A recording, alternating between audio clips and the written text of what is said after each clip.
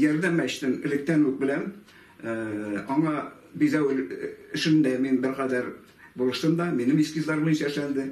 Һәм менә монда оештырган ярдәм фонды мин күзәтеп барам. Ул бик игелекле эшләр башкара.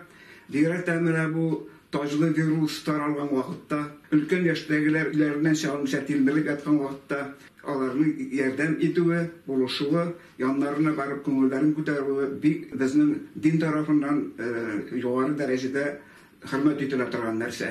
Безнең татар мөселманнары, татар милләте үзен саклап калу өчен, үзенең шушы өлкән яшьтәге күп хезмәтләр куйган яшьтәге кешеләргә, мохтаҗ кешеләргә ярдәм итәргә тиеш. Хөрмәтле милләттәшләр, менә бу изге Рамазан аенда шушы ярдәм фонды башкарган акциягә кушылырга чакырам һәм кулыгыздан килгән хәтле сез дә ярдәм итегез, булышыгыз.